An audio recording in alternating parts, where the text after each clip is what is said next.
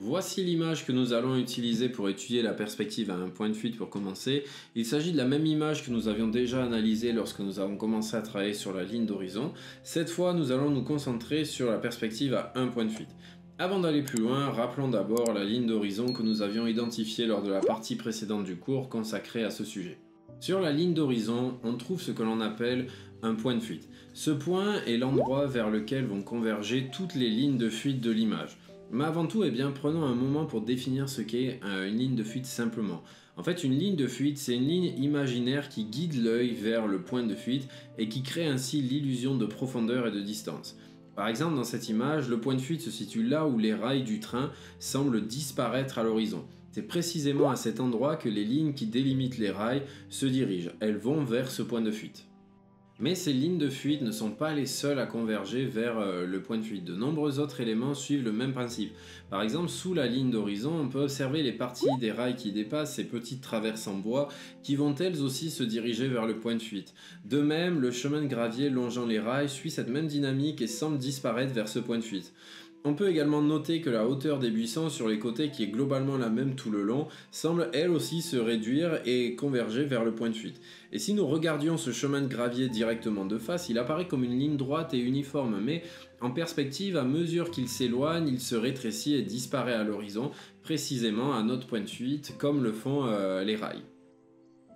Jusqu'ici, nous avons observé les lignes de fuite situées sous la ligne d'horizon, mais elles ne se limitent pas à cette zone. Il y en a également au-dessus. Dans cet exemple, l'effet est un peu moins évident, mais on peut tout de même identifier certaines lignes de fuite au-dessus de la ligne d'horizon. Par exemple, la cime des arbres, qui sont principalement des sapins, de hauteur relativement similaire, suit aussi ces lignes de fuite situées au-dessus de la ligne d'horizon. Donc ces lignes de fuite, elles vont être vraiment essentielles quand on va dessiner. Elles vont nous guider à travers notre dessin en perspective pour assurer une représentation réaliste de la profondeur et des proportions. Donc elles vont créer l'illusion de profondeur en dirigeant les objets vers un point de fuite, maintenir des proportions cohérentes avec des objets qui vont devenir plus petits à mesure qu'ils s'éloignent. Elles vont permettre d'aligner les éléments comme les bâtiments, les routes et les meubles correctement, et elles vont nous permettre d'être précis en structurant correctement les formes et volumes visibles sur notre scène. Maintenant, voyons un deuxième exemple en perspective à un point de fuite. Voici donc le sujet qui nous attend, ce deuxième que nous avions déjà aperçu lors de l'étude de la ligne d'horizon. Et comme nous l'avions vu, la ligne d'horizon se situe à l'endroit où la route semble se terminer. Donc à la fin de cette route, c'est également là que se trouve le point de fuite et toutes nos lignes de fuite vont converger vers cet unique point que vous pouvez donc voir en rouge. Les premières lignes de fuite que l'on peut facilement identifier sont celles de la route. On peut observer que la route, à mesure qu'elle s'éloigne et se dirige vers la ligne d'horizon et donc vers notre point de fuite, devient de plus en plus étroite jusqu'à ce qu'elle disparaisse complètement de notre champ de vision. Cependant, ces lignes de fuite ne sont pas les seules présentes dans la scène, il y en a beaucoup d'autres. Par exemple, les lignes en pointillés sur la route convergent elles aussi vers le point de fuite. De même, sur les bords de cette autoroute, on distingue les haies et les buissons qui suivent cette même direction vers le point de fuite. Et en plus de cela, la base des arbres longeant la route s'aligne également avec notre ligne de fuite en direction du point de fuite. Enfin, on pourrait également inclure le feuillage des arbres. Bien qu'irréguliers, les arbres ont globalement une hauteur similaire, ce qui nous permet de les intégrer dans une ligne de fuite en direction de notre point de fuite. Comme nous l'avons mentionné, les arbres possèdent un feuillage relativement similaire. Par conséquent, ils ont tous une hauteur équivalente. Un point essentiel à noter est que tous les éléments situés entre deux lignes de fuite conservent la même taille. C'est une règle fondamentale qui nous sera très utile pour dessiner en perspective. En observant les flèches violettes, on remarque que du début à la fin, tous les éléments compris entre ces lignes jaunes ont la même taille. Le feuillage reste uniforme en hauteur. Et on observe également le même phénomène de l'autre côté avec les flèches bleues. Les troncs qui sont situés entre ces deux lignes de fuite sont également identiques en taille. Ainsi, tous les éléments qui sont compris entre deux lignes de fuite conservent la même dimension. Et c'est une règle essentielle à comprendre et à appliquer en perspective et donc à ne pas oublier. À présent, passons à la pratique et entraînons-nous donc en perspective à un point de fuite.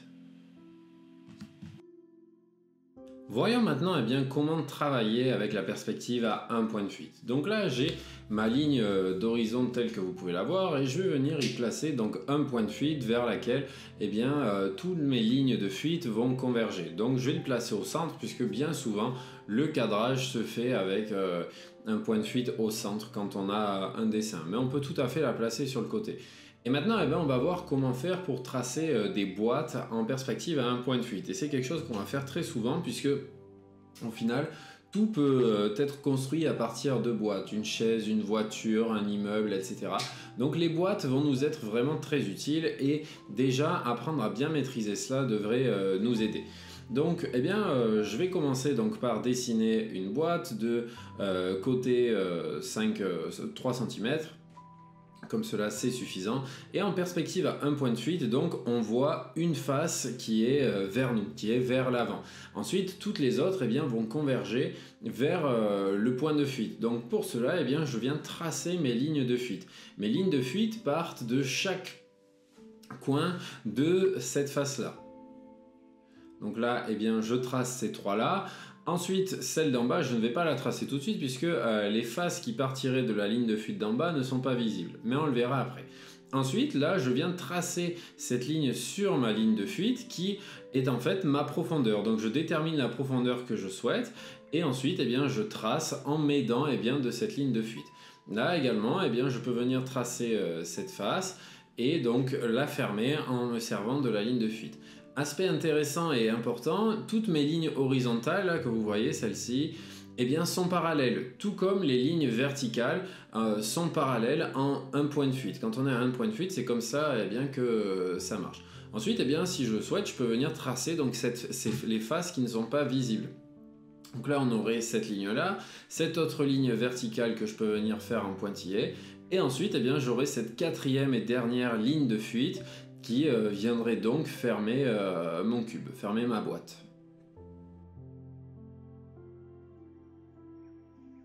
Supposons maintenant que je veuille faire le même cube mais plus éloigné, je vais me servir de mes lignes de fuite comme cela et donc grâce à ces lignes de fuite je vais pouvoir venir tracer le même cube mais qui va paraître donc plus éloigné et donc il sera plus proche de ma ligne d'horizon.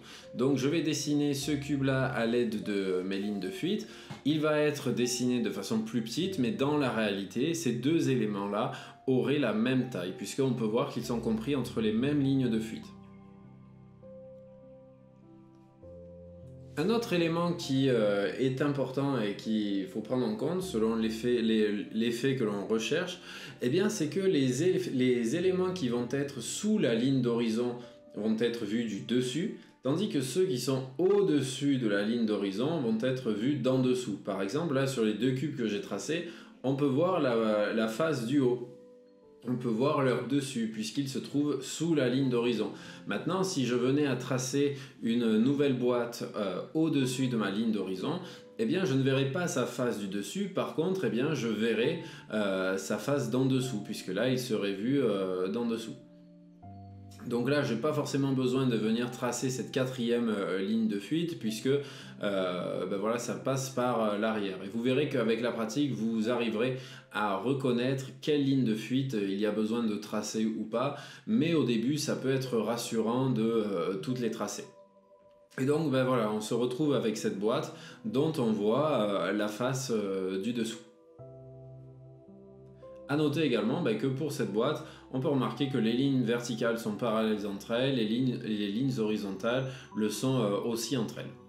Parfois, si mon cube ou si ma boîte ou l'élément que je dessine se trouve vraiment face au point de fuite, il arrive qu'on ne voit qu'une seule face en perspective. C'est-à-dire qu'on va voir sa face avant, on va voir également la face du dessus, mais par contre, les faces qui se trouvent sur le côté ne vont pas être visibles. Vous allez voir. Donc là, je peux venir tracer ces lignes de fuite qui me servent donc à tracer donc la face du dessus, comme cela.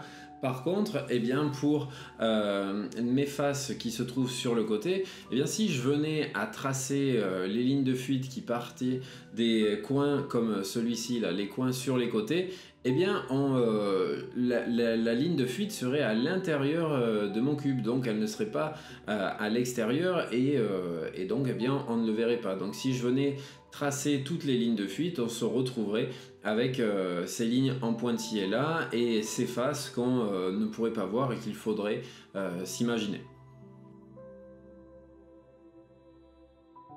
Maintenant, eh bien, je vais continuer le travail et dessiner d'autres boîtes dans différentes positions, verticales, au-dessus de la ligne d'horizon ou en dessous. Je vous encourage bien entendu à les refaire et à en tracer des dizaines et des dizaines pour bien maîtriser eh bien, cette technique de perspective à un point de fuite et bien comprendre comment cela fonctionne pour que ça devienne une seconde nature.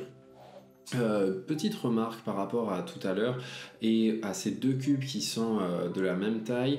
On pourrait se demander, mais tiens, là tu as fait le cube de la même taille, mais tu l'as fait parce qu'il était dans les mêmes lignes de fuite. Si tu aurais voulu faire le cube de la même taille, mais qu'il soit situé à un autre endroit de la feuille, est-ce que ça aurait été possible? Eh bien oui, ça aurait été tout à fait possible. Il existe des techniques de mise à l'échelle qui font que ce cube-là, j'aurais pu le reproduire à n'importe quel autre endroit de ma feuille et faire en sorte eh bien qu'il soit de la même taille, et ça on le verra plus tard dans la partie de ce cours, dans une autre partie de ce cours complet. Si cette vidéo te plaît, sache qu'il y en a beaucoup d'autres qui t'attendent. Sur mon site, tu trouveras des dizaines d'heures de cours de dessin en temps réel. On y travaille toutes les thématiques, les bases pour bien démarrer, les portraits, le corps humain, les animaux et la perspective pour construire des scènes entières. Chaque tutoriel est guidé du début à la fin, comme si tu dessinais à mes côtés. Tu verras comment corriger tes erreurs, gagner en précision et donner plus de force à tes dessins. Alors si tu veux progresser et découvrir tous ces cours de dessin, clique sur le lien en description. Sinon, eh ben c'est reparti pour cette vidéo.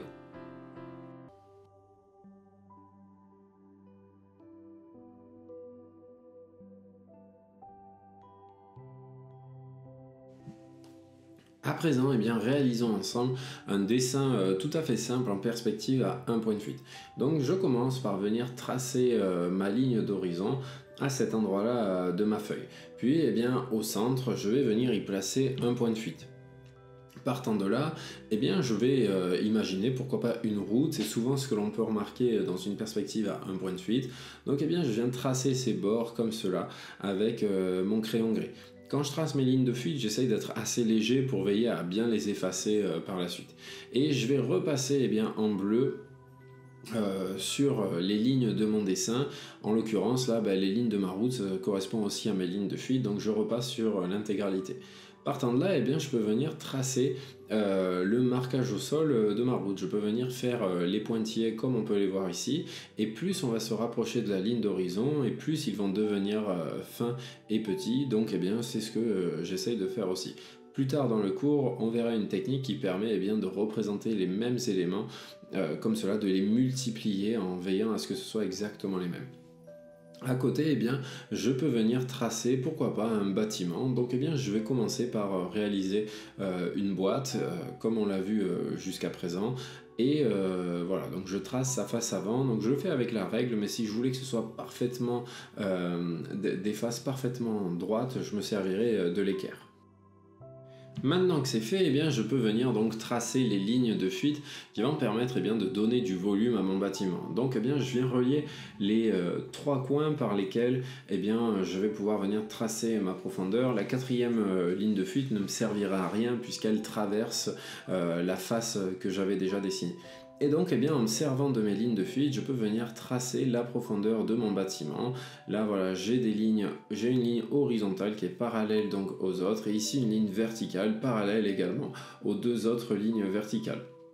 Donc ma boîte est tracée, c'est un bâtiment tout simple, et partant de là, eh bien, je peux venir donc lui rajouter quelques éléments sur sa face avant, tels qu'une porte et deux fenêtres par exemple. Supposons maintenant que je veuille avoir les deux mêmes fenêtres que celles que j'ai placées, mais sur le côté de mon bâtiment qui est en profondeur. Donc je fais des petits traits comme cela qui vont me permettre de déterminer la hauteur de ma fenêtre.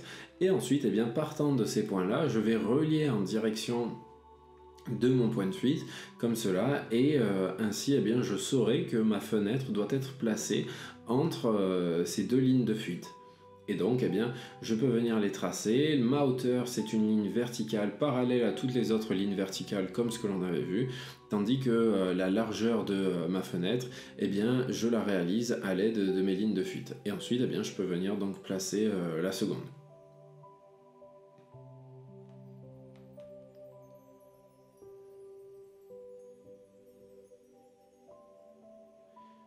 Maintenant, eh bien, supposons, pourquoi pas, que je place une fenêtre au-dessus de mon bâtiment qui illuminerait toute la pièce par le plafond. Donc là, ben voilà, j'ai cette ligne-là qui est horizontale, et ensuite, eh bien, pour tracer la profondeur de ma fenêtre, eh bien, je me sers encore une fois de mes lignes de fuite pour venir la tracer. Et là, donc, j'ai de nouveau une ligne horizontale. Ensuite là aussi, et là pour la dernière, après les lignes de fuite on peut aussi les imaginer, on n'est pas forcément obligé à chaque fois de se servir de la règle, surtout quand c'est des petites. Maintenant, eh bien, j'ai envie de venir tracer un bâtiment qui se trouve derrière le premier. Il va être plus haut et plus long. Donc là, il se trouve derrière, mais il est plus haut. Donc, eh bien, je peux venir tracer sa face avant puisque on la voit, étant donné qu'il est plus haut. Du moins, on n'en voit qu'une petite partie. Il y a le reste qui va être caché par le bâtiment. Ensuite, j'ai envie que mon bâtiment soit aligné avec le premier que j'ai fait, donc eh bien, je me sers de cette même ligne de fuite. Et ensuite, eh bien, je peux venir tracer les autres lignes de fuite que l'on va avoir au sommet donc, de cette face que je suis en train de fermer. Donc je trace les lignes de fuite qui vont m'aider eh bien, donc, à fermer la profondeur de mon bâtiment et donc de le fermer. Voilà, là j'ai cette ligne verticale pour la hauteur de mon bâtiment. Donc on peut voir là avec cette ligne verticale toute la hauteur de mon bâtiment, puisque sur le côté ce n'est plus masqué par le premier bâtiment que l'on avait tracé. Et donc là eh bien, voilà, je me retrouve avec ce bâtiment, et si je le souhaite, eh bien, pourquoi pas venir faire une rangée de fenêtres par exemple à cet endroit là. Donc c'est ce que je fais, et ensuite eh bien, si je veux qu'il y ait des fenêtres également qui se trouvent ici au même endroit, eh bien, je peux venir faire la même chose en me servant encore une fois de cette ligne de fuite. Donc maintenant, eh bien, supposons, pourquoi pas, que l'on ait une rangée de lampadaires qui se trouve devant nos bâtiments et donc tout le long de la route. Et c'est ce que je vais faire, je vais commencer par tracer un premier lampadaire.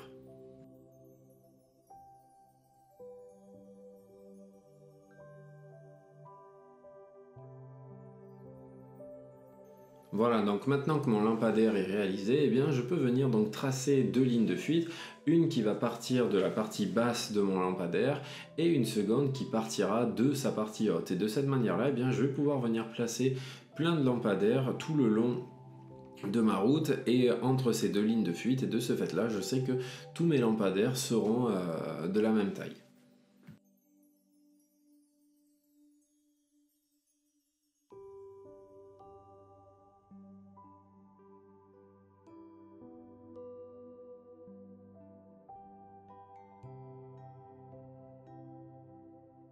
Maintenant, eh bien, pourquoi pas venir placer un autre bâtiment à côté de ces deux-là qui soit encore plus haut.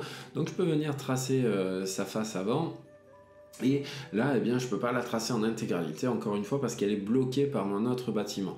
Pour sa profondeur, je viens me servir des lignes de fuite, là encore.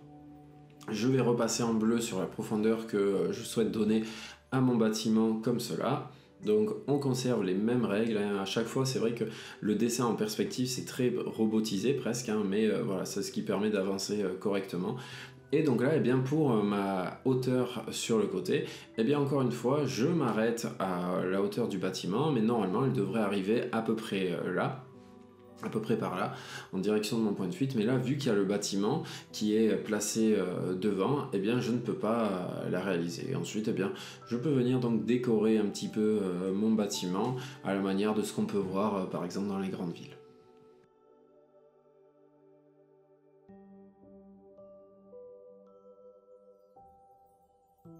Alors maintenant, eh bien, je vais venir tracer juste à côté une maison.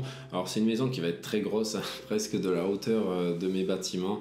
Je me suis pas trop préoccupé de la taille pour le coup, mais bon, normalement elle aurait dû être plus petite. Mais pour que ce soit bien visible et qu'on voit bien tout ce que je fais, je me suis dit que c'était quand même mieux, eh bien, de travailler sur quelque chose d'assez gros. Donc là, non, j'aurais pu faire une boîte directement pour ma maison et ensuite rajouter le toit par-dessus, mais je me dis bah, que autant commencer à avancer un petit peu plus vite et faire directement eh bien, la maison avec son toit. Donc là, j'ai donc la partie de la maison plus la forme du toit qui est triangulaire. Et ensuite, eh bien, je relie tous mes éléments en direction du point de fuite.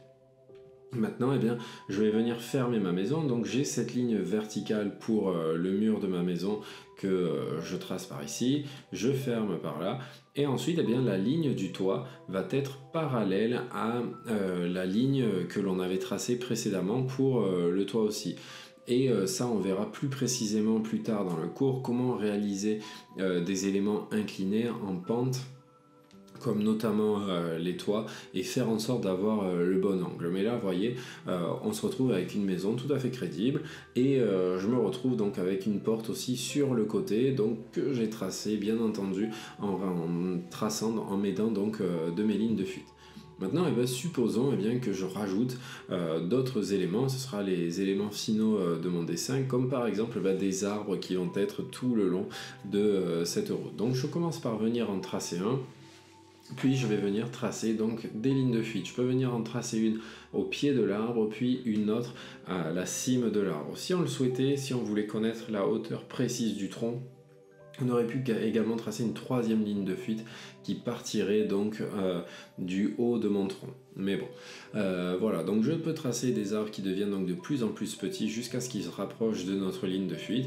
Et si je souhaite, eh ben, je peux aussi prolonger ma ligne de fuite pour venir en placer juste avant, et donc des arbres qui vont être plus gros que ceux que j'ai tracés jusqu'à présent, puisqu'ils vont être plus proches de nous et moins loin et plus loin de la ligne d'horizon. Et pour conclure, eh bien, je peux venir rajouter par exemple quelques montagnes au loin comme cela. Donc en plus des exercices qui ont été réalisés ensemble, ce que je vais vous demander de faire, c'est comme pour la ligne d'horizon, c'est d'observer le monde autour de vous. Et en plus de devoir chercher la ligne d'horizon maintenant, eh bien, essayez d'identifier s'il s'agit d'une perspective à un point de fuite, à deux points de fuite, ou rarement, mais parfois, si c'est une perspective à trois points de fuite dans laquelle vous vous trouvez. Et quand en plus de faire cela, eh bien, cherchez quelles seraient les lignes de fuite, par exemple sur ce bâtiment, sur les fenêtres de ce bâtiment, au niveau de cette route, ou bien par exemple pour le meuble qui est dans l'intérieur de ma maison.